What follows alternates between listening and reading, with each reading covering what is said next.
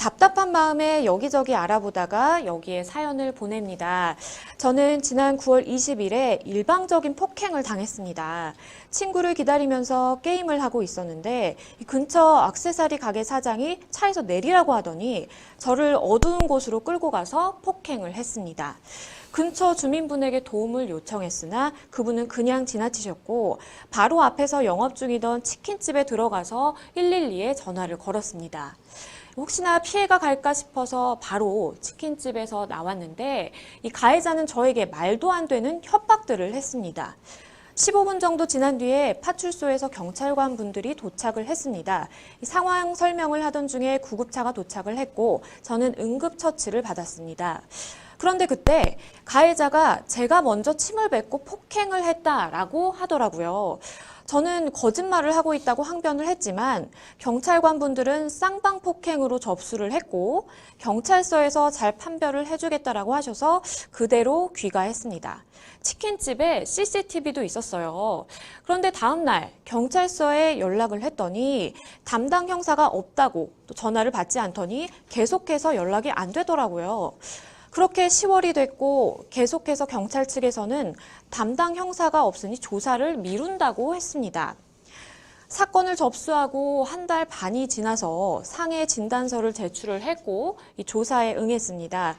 경찰로부터 CCTV도 확인했다고 이야기를 들었는데요.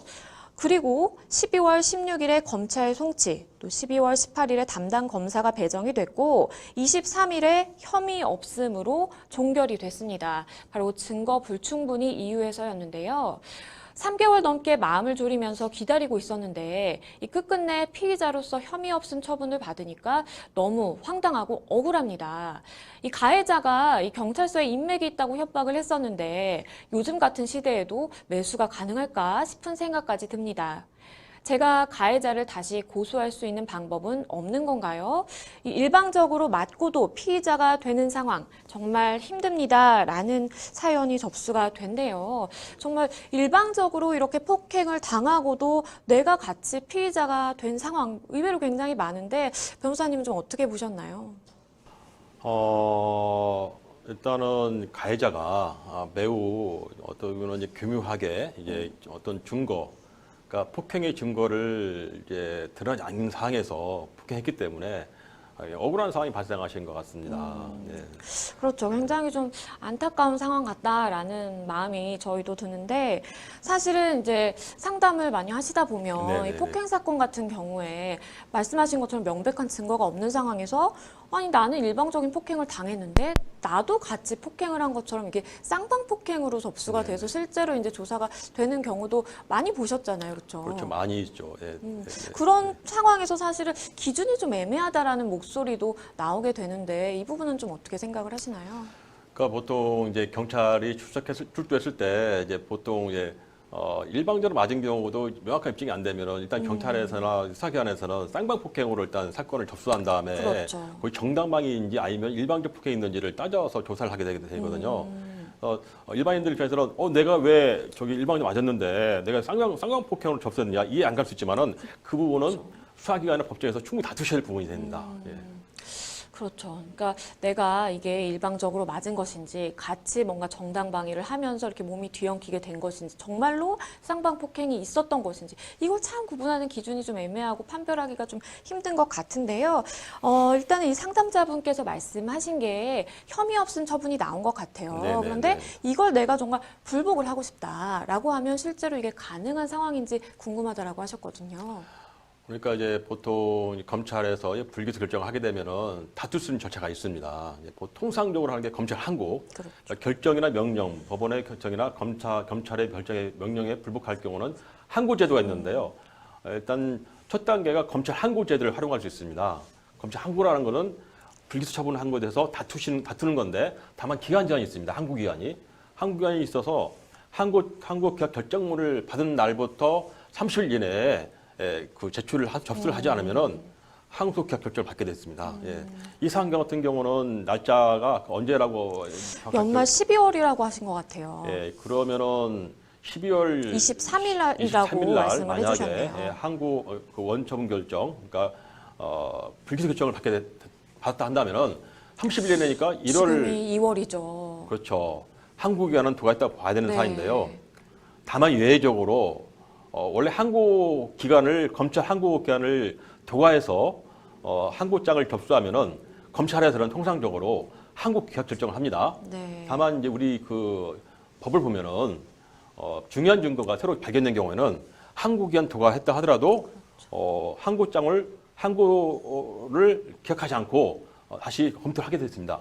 이 사안 같은 경우는 지금 날짜상으로 볼 때는 30일 도관 같습니다. 네. 같은데 그래서 이 사안에서 해법은 뭐냐면은 새로운 증거, 새로운 중요한 증거를 어떤 그거를 수집하셔가지고 그거를 검찰에다가 항고한 그 검찰 그 담당에다가 그거를 소명하셔야 됩니다. 그렇게 되면은 날짜는 지났지만은 한번 다퉈볼 수가 있다고 생각합니다. 네. 이와 비슷한 사례들을 좀 종종 만나보셨을 것 같은데 네네. 변호사님께서 생각을 하시기에는 피해자 입장에서 내가 피해를 당한 상황에서 저 사람의 혐의를 조금 더 효율적으로, 효과적으로 입증하기 위해서는 좀 어떤 것들이 구체적으로 도움이 될 거라고 보시나요?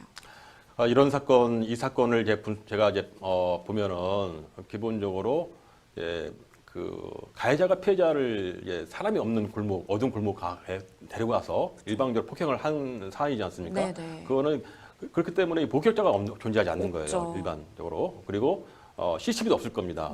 그렇기 때문에 분명히 맞은 거 있고 상해 진단서는 제출됐는데 불구하고 그 사람이 가해자인지 아닌지를 특정할 수 없는 거게 되는 것 같아요. 그렇죠. 그래서 아마도 이제 수사기관에서는 이 사건을 제대로 수사했으면은 뭔가 결과가 났겠지만은 CCTV도 없고 목격자도 없으니까 그냥 불기 증거불충분으로 한 것 같거든요.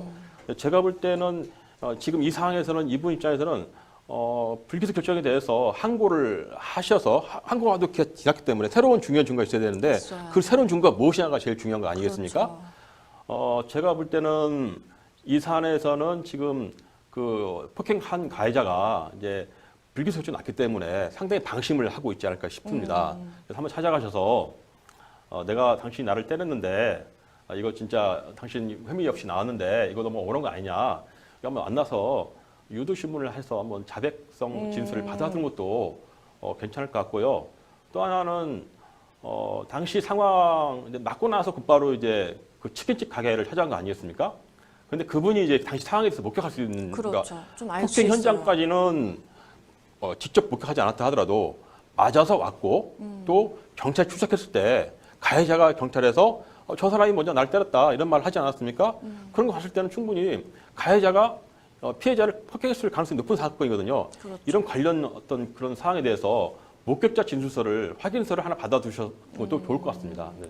말씀해 주신 것처럼 일단 항고 기간은 도과되기는 했지만 새로운 증거가 있을 때는 또 가능한 부분이 있으니까요. 혹시나 이제 목격자가 있다거나 아니면 뭔가 자백을 받을 수 있는 그런 기회를 좀 마련을 해보시는 것이 도움이 되실 것 같습니다.